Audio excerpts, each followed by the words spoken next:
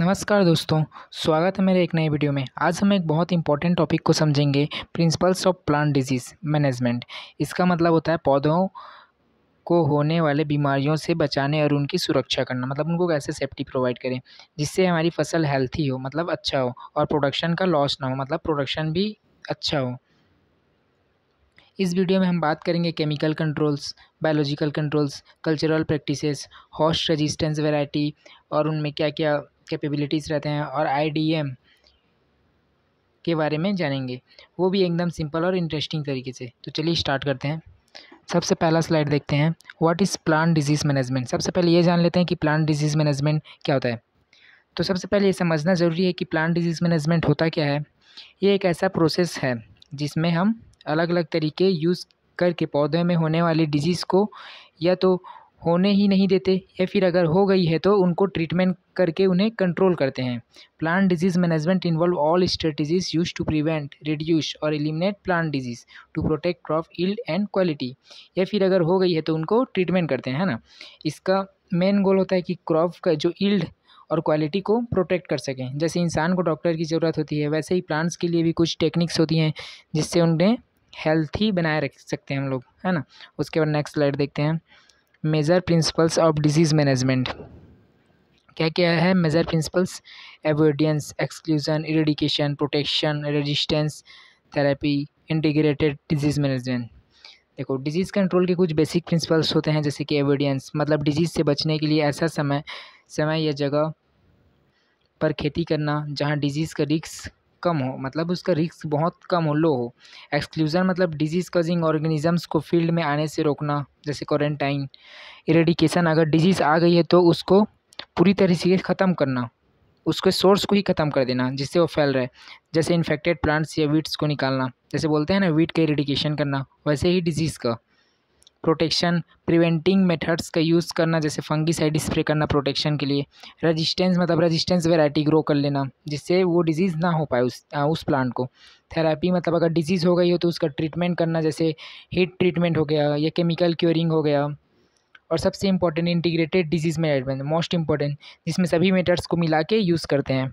उसके बाद नेक्स्ट देखते हैं, थर्ड नंबर स्लाइड क्या है, केमिकल कंट्रोल।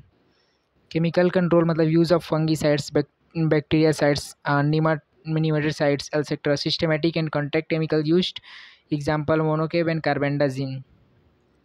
केमिकल कंट्रोल सबसे कॉमन और फास्ट एक्टिंग मेथड है। इसमें हम फंगीसाइड्स केमिकल कंट्रोल सबसे कॉमन और फास्ट एक्टिंग मेथड है। इसमें हम फंगीसाइड जो फंगस को मारते हैं, बैक्टीरियासाइड्स जो बैक्टीरिया को डिस्ट्रॉय करते हैं, और नेमाटाइड्स जो नेमाटोड्स को कंट्रोल करते हैं, का यूज़ करते हैं। दो तरीके के केमिकल्स होते हैं। सबसे पहले कॉन्टैक्ट केमिकल्स, ये सिर्फ उस जगह पे काम करते हैं जहाँ स्प्रे किया गया हो, मतलब जिस जगह पर स्प्रे कॉन्टैक्ट में आया हो। सिस्टमेटिक केमिकल्स, ये प्लांट के अंदर ऑब्जर्व हो जाते हैं और पूरा सिस्टम प्रोटेक्ट करते हैं, जैसे मैनकोजेब एक कॉन्टैक्ट फंगीसाइड है, कार्बेंडाजिम सिस्टमेटिक फंगीसाइड है।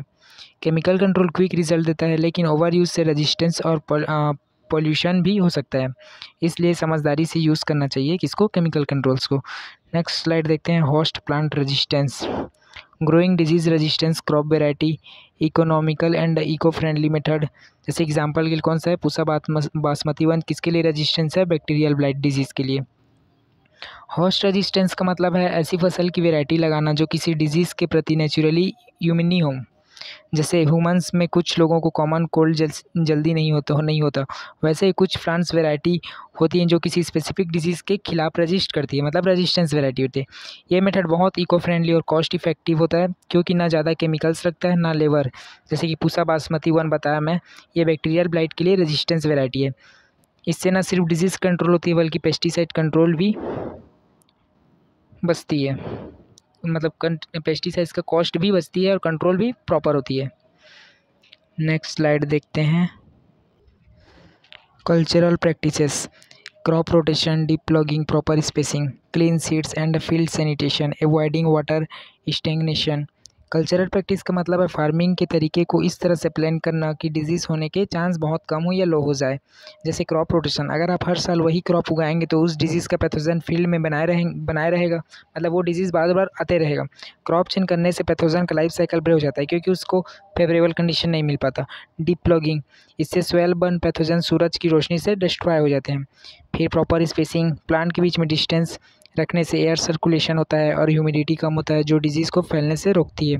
फिर उसके बाद वाटर मैनेजमेंट, पानी का जमा होना फंगल डिजीज़ का मेजर रीज़न है, इसलिए प्रॉपर ड्रेनेज ज़रूरी है। ड्रेनेज मतलब removal of unwanted excess water.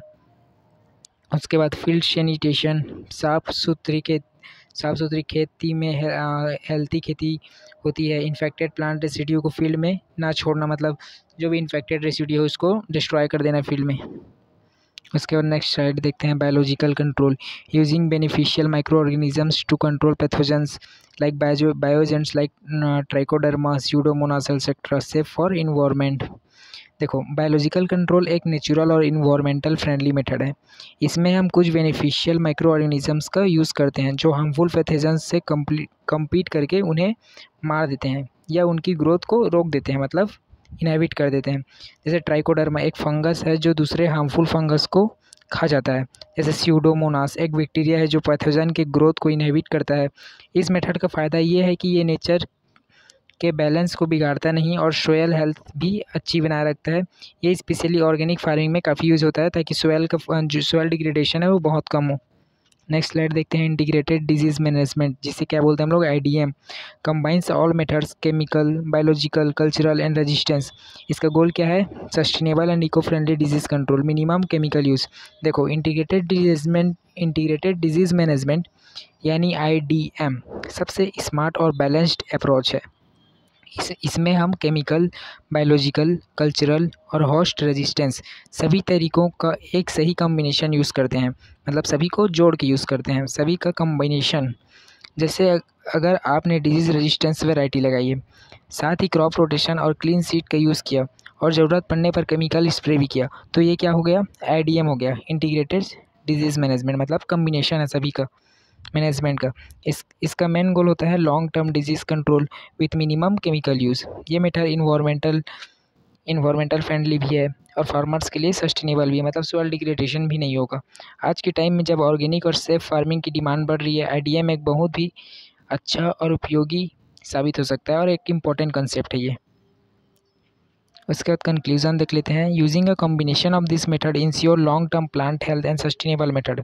तो दोस्तों, अब आप समझ गए होंगे कि प्लांट डिजीज़ को कंट्रोल करने के कई तरीके होते हैं, हर मेथड का अपना रोल है। अगर हम इन्हें मिलाकर यूज़ करें, जैसे resistance variety, cultural practices, biological agents और ज़रूरत पड़ने पर केमिकल्स, तो हम एक हेल्थी क्रॉप ग्रो कर सकते हैं जो सस्टेनेबल भी हो और प्रॉफिटेबल भी हो। ये सिर्फ आज के लिए नहीं, फ्यूचर के लिए भी इम्पोर्टेंट है, ताकि हमारी फार्मिंग प्रैक्टिसेस इन्वायरमेंटल फ्रेंडली बने रहे। Okay, thank you so much for watching. Like, share and subscribe to Agriverse for more scientific agriculture content. अगर आपको ये वीडियो इन्फॉर्मेटिव लगी हो या थोड़ा सा भी इन्फॉर्मेशन मिला हो तो लाइक ज़रूर करें, अपने दोस्तों के साथ शेयर करें और चैनल एग्रीवर्स को सब्सक्राइब करना ना भूलें। मिलते हैं अगले वीडियो में एक नए और इंटरेस्टिंग टॉपिक के साथ। तब तक खेती से जुड़े रहिए और सीखें नए नए techniques. Thank you so much for watching.